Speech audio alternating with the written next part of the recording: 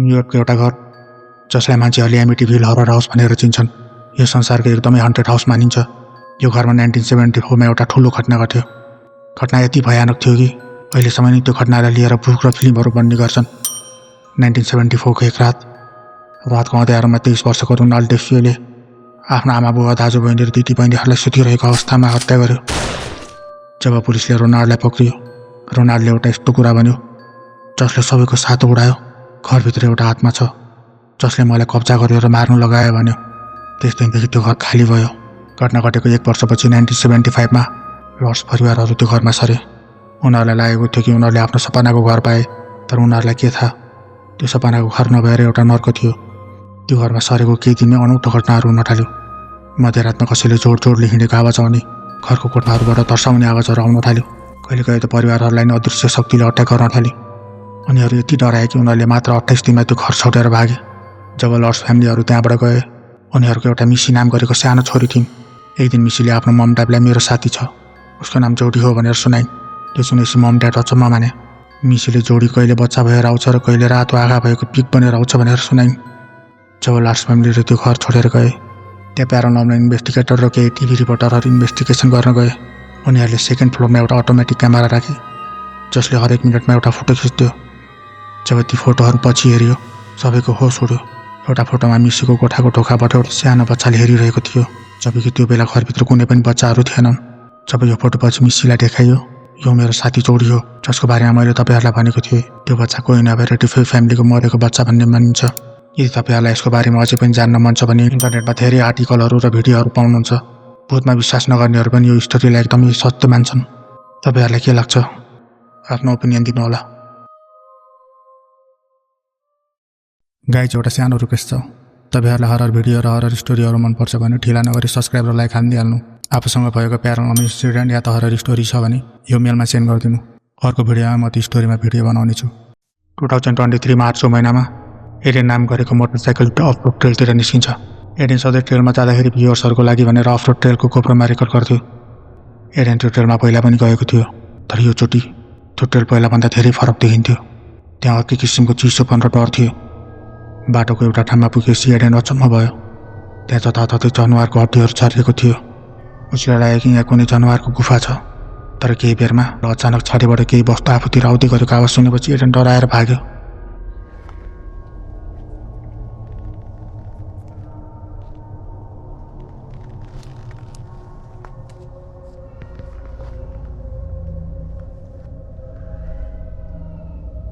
Hello?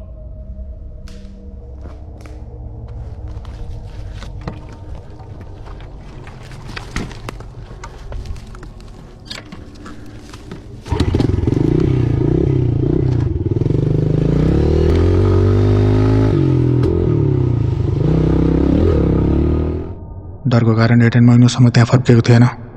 तर जब Aiden फेरि त्यहाँ पुग्यो, एडेनसँग जे भयो त्यो तपाईँहरू आफै हेर्नुहोस्। This at all. Oh god, there's even more bones than last time. Looks like we've already passed it a while ago, but that tree is gone. I'm probably gonna turn around soon. Oh, there's 2 ways. Holy crap, dude, this trail goes on forever.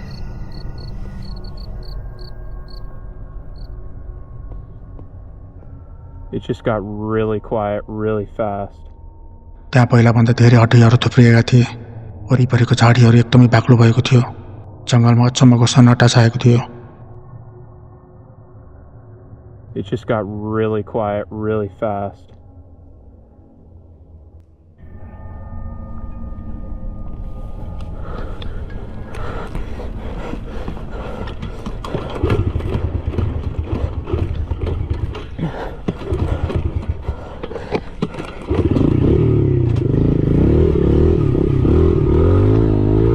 That was my cue to leave. त्यो देखि Aiden यति डरायो कि ऊ त्यहाँबाट भाग्न थाल्यो। हात्तीएर आफ्नो bike start गर्न खोज्यो, तर बाइक स्टार्ट नै भएन। त्यो डरलाग्दो आकृति बिस्तारै उतिर बढ्दै थियो। मृत्युलाई अगाडि देखेपछि एडेनको हार्टबिट नै रोकिएला जस्तो भयो। लास्टमा बाइक स्टार्ट भयो र ऊ त्यहाँबाट भाग्यो। जतिजनाले यो भिडियो हेरे धेरै जसोले यसलाई स्निङ वर्कर भने। एडेनको अनुसार त्यो दिन उसले थाहा पायो कि संसारमा केही यस्ता ठाउँहरू हुन्छन् जहाँ पाइला नटेकेकै राम्रो हुन्छ। तपाईँहरूलाई के लाग्यो? त्यो सेतो फिगर के थियो? स्किन वाकर थियो या त कुनै जनावर? कमेन्टमा लेख्नुहोला। एक दिन एउटा सपिङ मलमा मान्छेहरू आफूलाई चाहिएको सामान किन्दै थिए। रात हुँदै थियो। मान्छेहरू बिस्तारै मलबाट बाहिर निस्किँदै थिए। मलभित्रको स्टोरहरू पनि पुरै क्लोज भयो। मल पुरै सुनसान भयो। यो मल जब सुनसान हुन्छ त्यहाँ रहस्यमय आवाजहरू सुनिन थाल्छन्। एक रात मल सुनसान थियो।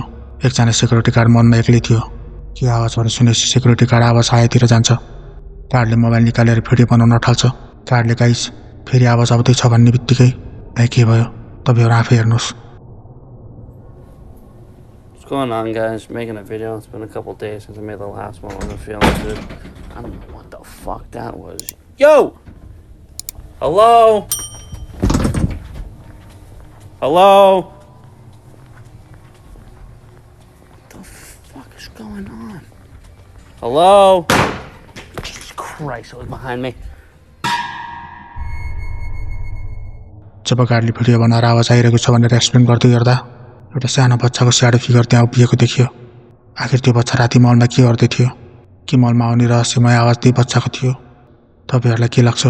त्यो बच्चा कुनै आत्मा हो या त भिडियो यसरी भाइरल बनाउन गरिएको एउटा नाटक? आफ्नो ओपिनियन दिनुहोला। तपाईँहरूले हेरिरहेको यो होम्सबर्ग प्रिजन हो। यसको एउटा एकदमै भयानक इतिहास छ। 1895 मा बनेको यो जेलमा सबैभन्दा क्रूर र खतरनाक अपराधीहरूलाई राखिन्थ्यो। तर त्यो प्रिजनमा कैदीहरूलाई सरकार र औषधि कम्पनीहरूले मान्छे होइन ल्याबको मुसा जसरी प्रयोग गरे। उनीहरूको शरीरमा खतरनाक केमिकल, ड्रग्स र रेडिएसनको टेस्ट गरियो। धेरै कैदीहरूको स्किन चल्यो। कतिपय कैदीहरू तडपी मरे। प्रिजन नजिकै बस्ने मान्छेहरूले अहिले पनि त्यो जेलमा कैदीहरूको तडपिएको आवाज आउने गर्छ भन्छन्। अहिले यो जेल खण्डर बनिसकेको छ तर त्यहाँबाट डर अझै भागेको छैन। एक दिन त्यहाँ गोष्ठी घर भन्ने टिभी सोले एउटा एपिसोड बनाउन जान्छ। त्यसपछि उनीहरूको के भयो तपाईँहरू आफै हेर्नुहोस्।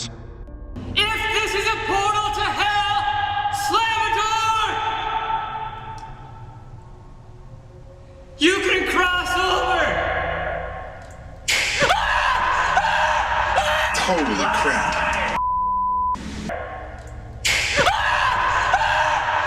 Holy crap. सोको होस्ट एकदमै डराएको देखिन्छ।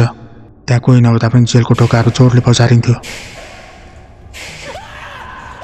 टिभी होस्टले अहिलेसम्म गएको 100 प्लेसहरूमा यो ठाउँ एकदमै नेगेटिभ इनर्जी भएको र त्यहाँ एक्लै बस्दा पनि वरिपरि धेरै कैदीहरूले घेरेको महसुस भयो भने भिडियोहरूसित तपाईँहरूलाई के लाग्यो? आफ्नो ओपिनियन कमेन्टमा लेख्नुहोला। 2003 सेप्टेम्बर 14 को रात विज्ञान होटलको रिसेप्सनमा नन-स्टप गेस्टहरूको कल आकुवाई गर्न थाल्यो। घरि एउटा रुमको गेस्टले कल गर्थ्यो भने घरि अर्को रुमको गेस्टले कल गर्थ्यो। तर जतिजना गेस्टहरूले कल गरे सबैले एउटै कुराको कम्प्लेन गरे। होटलको एउटा रुमबाट कोही महिलाको चिच्चाइरहेको आवाज आएको छ भनेर। धेरै कम्प्लेन आएपछि होटलको सेक्युरिटी गार्डलाई त्यहाँ चेक गर्न पठाए। एउटा अचम्मको कुरा के थियो भने जुन रुमबाट एकदम आवाज आइरहेको थियो त्यो रात त्यो रुम कसैले बुक गरेको थिएन, न त कसैले चेक इन गरेको थियो। जब सेक्युरिटी गार्ड रुम चेक गर्न जाँदै थियो त्यो बेला रुमबाट ठुलो आवाज आयो। यो दिनको रियल फुटेज तपाईँ आफै हेर्नुहोस्।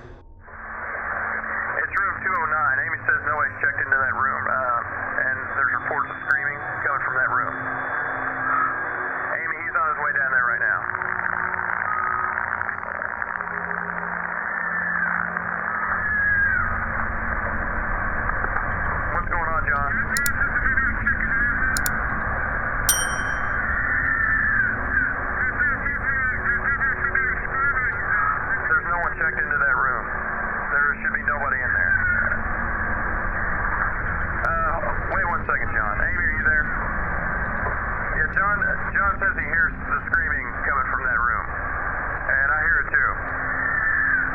But we're sure that no one's checked into that room, correct? John, just wait. We're gonna get a hold of the police, so I would wait for the police, John. Amy, John's gonna enter the room real quick just to check, make sure, see what's going on. Wait one.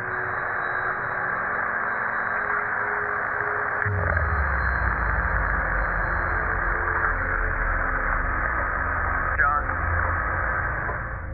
Security guard room नजिकै पुग्दा एकजना महिलाको ठुलो चिच्चाएको आवाज आयो। जब गार्डले त्यो रुमको ढोका खोल्यो चिच्चाएको आवाज बन्द भयो। सेक्युरिटी गार्डले टर्च बालेर भित्र हेर्न थाल्यो।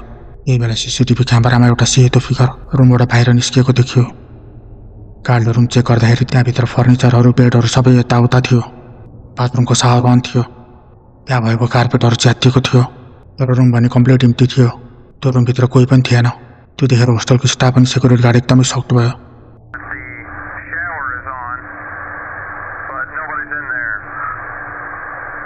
Man, that's scary. I'm officially freaked out now. तपाईँहरूलाई के लाग्छ? त्यो रुमभित्र के भयो? आफ्नो ओपिनियन कमेन्टमा लेख्नुहोला।